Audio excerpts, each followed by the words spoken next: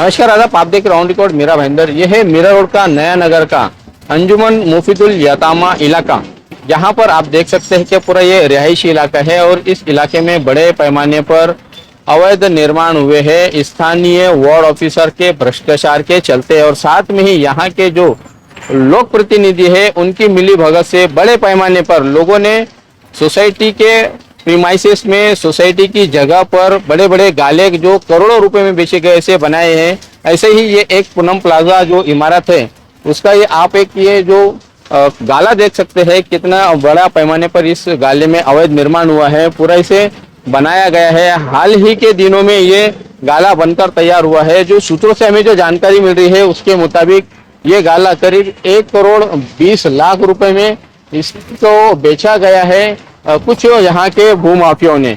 इसी बिल्डिंग की अगर मैं बात करूँ तो यहाँ पर एक जो सोसाइटी की जो ऑफिस का कार्यालय था, उस सोसाइटी ने इससे पूरी तरह से पक्का बांधकाम करके, ये देखिए आप कितनी मजबूती से बांधकाम किया है, जो कि जिसका परमिशन नहीं है उसे भी अवैध रूप से बनाया है। इसका बांधकाम करके यहाँ पर सोसाइटी ने इस दफ्तर को फ्रूट वाले को किराए पर दे दिया है और इसका किराया सोसाइटी ले रही है। ये देखकर आप जरूर चौंक जाएंगे कि यहाँ पर ये जो बैनर लगा है उस बैनर पर इसी गाले में जो सोसाइटी का ऑफिस था वहाँ पर ये देखिए ये सोसाइटी ऑफिस यहाँ पर लिखा हुआ है। और new Poonam plaza cooperative housing society नाम का ये जो बिल्डिंग है इसी का ये ऑफिस है। लेकिन इस ऑफिस को यहाँ पर कमर्शियली बनाया गया है। यहाँ पर जो इलेक्ट्रिक सप्लाई है वो रेसिडेंशियल है या कमर्शियल है, ये जांच का विषय है। ये दोनों भी गाले सोसाइटी ने अवैध रूप से बनाए हैं और इसे बेच दिया है करोड़ों रुपए में। आपको ये जानकर हैरानी होगी कि इसी गालों को लेकर जब शिकायतें की गई तब शिवसेना के एक बड़े नेता ने इन गालों के संरक्षण के लिए अपने छूट भैये नेताओं के आर्थिक लाभ के लिए महानगर पालिका के अधिकारियों पर दबाव बनाया है कि इस पर किसी प्रकार की कार्रवाई न की जाए, यहाँ पर थोड़ा कार्रवाई न की जाए।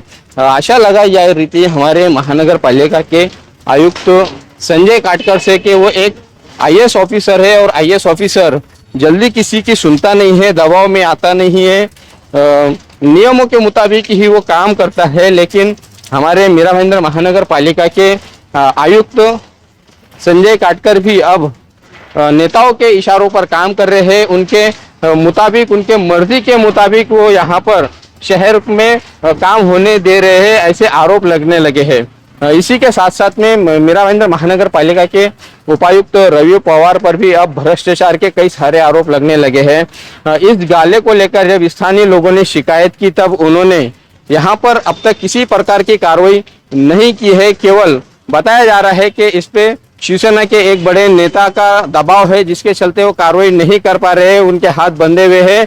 अभी हम ये जानना चाहेंगे मनपा प्रशासन के में बैठे आला अधिकारियों से कि वो नेताओं के इशारों पर कब तक काम करेंगे और क्या मीरा भाईंदर शहर को ऐसे ही अवैध शहर बनाने में उनका हाथ रहेगा। उनका जो योगदान दिखाई दे रहा है कि बड़े पैमाने पर जो अवैध निर्माण हो रहे हैं उस पर उन्हें कहीं ना कहीं संरक्षण दिया जाता है।